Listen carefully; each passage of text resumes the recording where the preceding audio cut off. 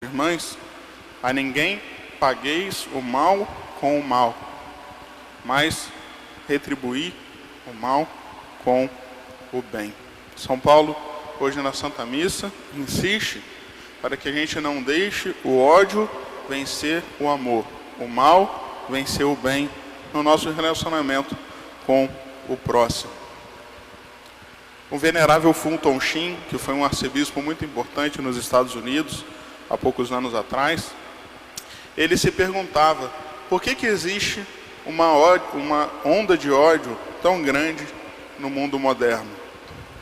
Ele falava que a onda de ódio, essa quantidade de ódio no coração das pessoas em nosso mundo, se deve principalmente a dois fatores.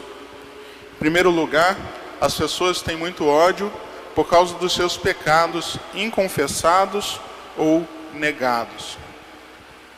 É quando a gente tem os nossos pecados, tem nossos defeitos, mas a gente não reconhece que tem isso. Existem aquelas pessoas que até sabem dos próprios defeitos, que até sabem dos próprios pecados, mas não querem confessar, tanto na confissão sacramental, no sacramento da confissão, como também de reconhecer perante os outros as suas fraquezas, os seus defeitos. E como que para despistar, como para não deixar as pessoas reconhecerem os seus podres, as suas fraquezas, elas ficam jogando a culpa, a responsabilidade em cima dos outros. Existem também as pessoas que têm os pecados que são negados. A pessoa consegue se convencer de que é pura, santa, imaculada. A pessoa mesmo mexe tanto na própria cabeça que não consegue ver em si mesma nenhum erro, nenhum pecado. E tudo aquilo que dá errado, tudo aquilo que é ruim, evidentemente ela vai jogar para outra pessoa. Ela vai colocar na conta de outro, porque ela não consegue ver nada de defeituoso em si mesma. Essas coisas, esse tipo de atitude, provoca o ódio, tanto da parte de quem coloca a culpa no outro, porque vai começar a odiar o outro, achar que o outro que está te prejudicando, como também provoca o ódio daquelas pessoas que são obrigadas a conviver com você.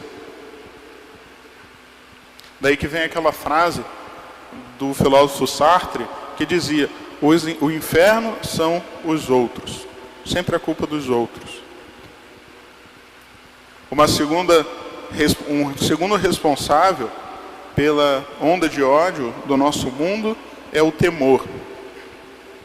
Quando as pessoas, quando os seres humanos deixam de temer a Deus, eles começam a temer uns aos outros. Nós, para com Deus, devemos ter um temor filial, que é o temor do filho que ama o pai e não quer ofendê-lo.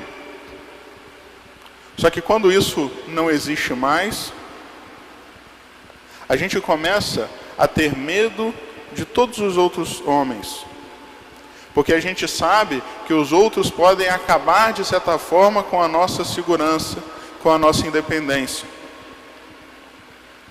E a falta de confiança em Deus vai fazendo com que cresça no nosso coração uma desconfiança para com tudo.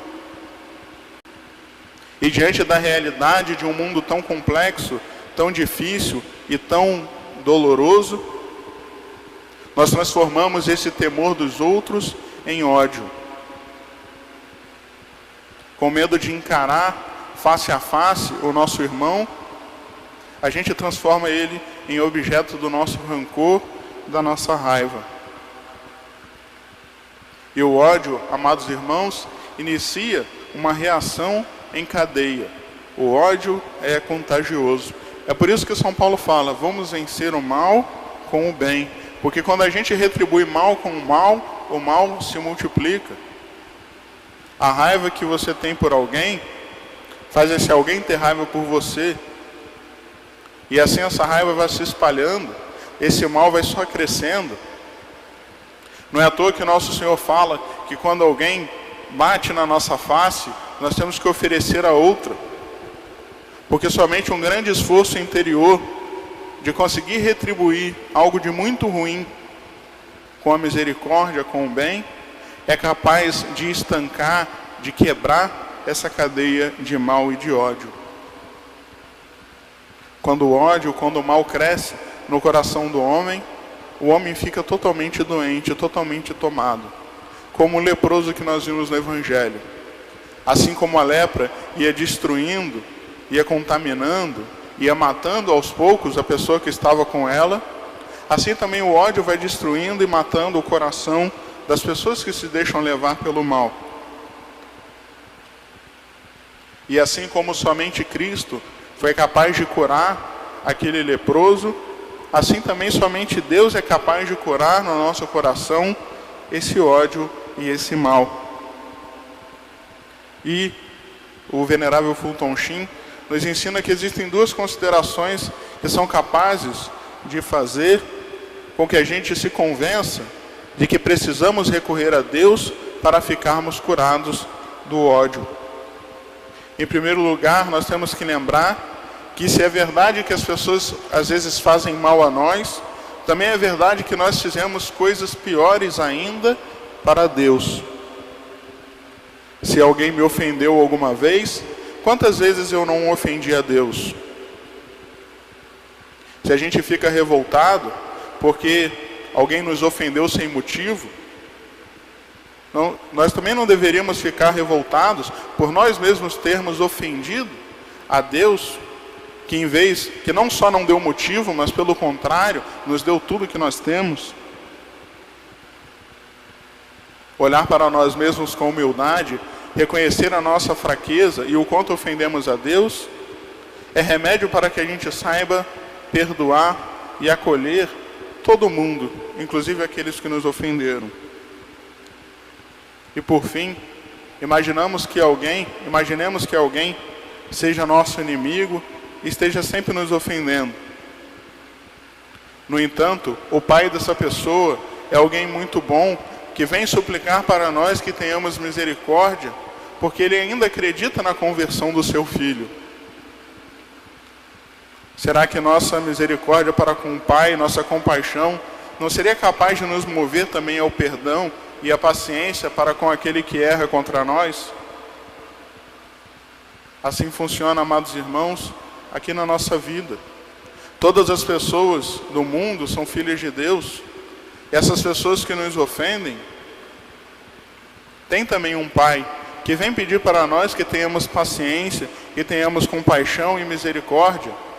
Porque se o próprio Deus tem paciência e espera pela conversão dos seus filhos, por que nós não teríamos também? Se nós mesmos somos objetos dessa paciência de Deus, por que nós não vamos fazer também com que o outro seja objeto da nossa paciência? O poder de perdoar, o poder de fazer cessar o ódio, pertence somente a Deus. Mas é preciso que a gente também queira ser curado. O leproso falou com o nosso Senhor: Senhor, se queres, pode curar-me. E nosso Senhor falou: sim, eu quero, fica curado.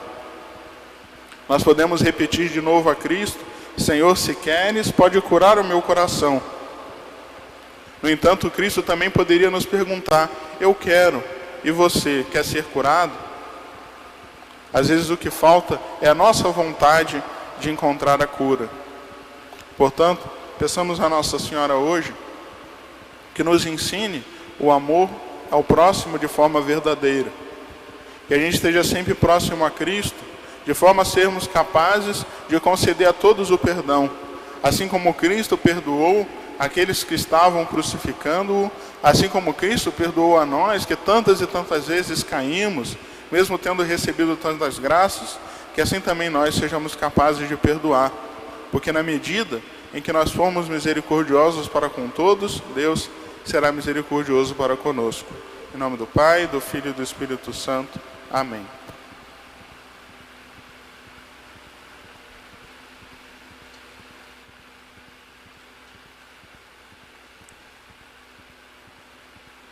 Rezemos com firmeza e convicção a nossa profissão de fé.